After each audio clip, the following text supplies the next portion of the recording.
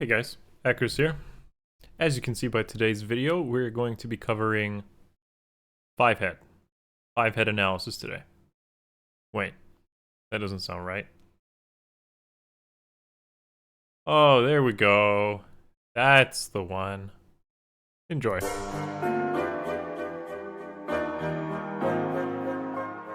Hey guys, Akariss here, bringing you a brand new Fire Emblem Heroes video. Today's video is featuring the new GHB unit, Solon. I'm gonna call him Solon. So yeah, this guy is another Red Tome Infantry because, you know, Dark Tomes or whatever must be Red Tome Infantries. So yeah, I mean, we do technically have colorless tomes now, but I don't think IS wants to give people colorless tomes. So it makes sense that he would be red instead. But regardless, there is stuff to talk about with him and how you could potentially use him and why he probably isn't just another Red Tome Infantry, but something a little bit different. So Statline is actually fairly min-maxed, believe it or not. By dumping his speed completely, he's fairly interesting because he gets a lot of stats in attack res, especially. Decent bulk in the form of defense plus HP as well, so he's not okay. I mean, yeah, he's probably not. He's okay. He's fine, and I'll explain why in a moment. But the thing is, he gets a preference weapon, and finally, we actually get sabotage res out of this guy. Finally available as a fodder option, and that's pretty good because that means we're likely going to get other sabotage skills, and sabotage skills are pretty good. But regardless, let's talk about his weapon and what he definitely could bring to the table of your options. So, Banshee. Banshee is, it may look a little bit confusing at first glance, but basically it's another weapon that does a lot of stuff. I think a good comparison to this is something like Garnef, Fallen Takumi, where they have a, or even like Garen, where they have like a turn where they do things, okay? So Banshee's weapon on turn 3 and 4 does things, but it does a lot of things. So instead of it being like on columns, it's actually in a radius around him. And if you're not sure how that looks, I made an amazing image right there on the left to show you how that kind of works. Excuse my amazing paint skills, but basically it covers a pretty nice range. Imagine that Solon was on Anima Defense. If he's put into that position, then he covers a pretty big range, including the defense tiles, even though he's not even in range to attack that unless he was to move. But where he's standing, he doesn't even reach that off of his range attack. So this is kind of cool.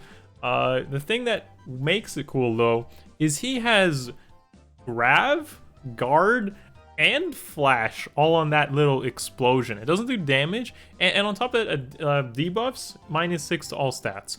But this is the cool part. It's on turn 3 and 4.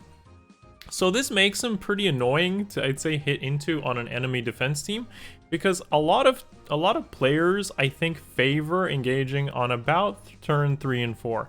And I'm not just talking about like bolt tower turns, because yeah, that does play into this factor, because bolt tower tends to be turn 3, but also because just to set up your team, like get into the right position, eliminate buildings, you know, set up the proper smites and buffs and whatnot. What most likely happens here is an engagement on turn 3 or 4. So if you leave him alive and you leave a unit fairly in range of him, you're gonna get hit by a lot of debuffs. And unfortunately, there's no real tank or enemy phase unit that appreciates getting hit by a gravity, guard, and flash. You basically need like some sort of null sea breath effects to like circumvent that, and then your follow-up turn is gonna be pretty annoying too. So actually, compared to most of the gimmick weapons lately, this one is, I feel, a little bit better because it's a turn-based condition as opposed to an HP condition.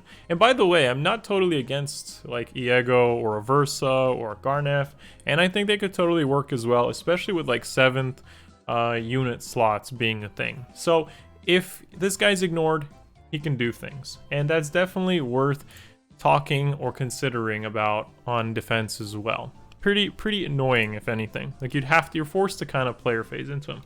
So if you want like a sample build, of course, there's a lot of things you can change with something like this, but essentially like a sample build of him is something like that, where he's basically just difficult to kill. I've chosen fairly budget-ish skills. Now that we have new paths, you can kind of customize a little bit more with fodder options. But like, you know, B skill could be dull range, for example. C skill could be infantry pulse if he's pulsing other units. Whatever. Even keeping attack ploy is probably fine. But anyways, essentially he's just there, difficult to kill, because as long as he's alive on turn 3 or 4, he has that crazy like super debuff effect, and it has a wide range where the enemy player has to essentially hit and run you or snipe him or like kill a bunch of things and kind of try to ignore him, I guess. All of those tend to make him at least acceptable or serviceable on defense, and therefore I will, you know, he's worth talking about. It's better than like another Lance flyer, you know, that we just had with, you know, Fire Sweep Plants. there's a little bit more to talk about here. Anyways, so I think air defense has a place for him, and that's where I would recommend using him if you wanted to use him. He can definitely work there in some sort of annoying way, kind of like Kempf, I guess. Anyways, the final way I'd recommend using him is likely as a arena core unit. Of course, once he's in the Grail shop, he actually does another decent job there as well, I would say, because that range is huge. It will usually cover a lot of stuff. The way that you'd want to use him is basically kind of supportive in nature. Don't expect him to like do anything more than just like killing green units, if he can even accomplish that. But the point is, you super debuff and you use turn 3 and 4, and because it's 2 turns, it's not just a single turn, you're likely to really swing momentum in your favor. The fact that he's a tome unit is beneficial because you can use Sorcery Blade Seal or like Infantry Hexblade, as shown here as an example of a C slot.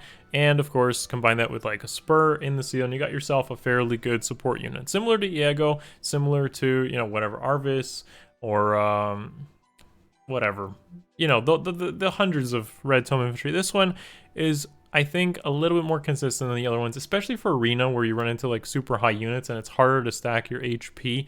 Otherwise, you can't really afford to use an HP in the seal without also using a 300 SP in the C slot.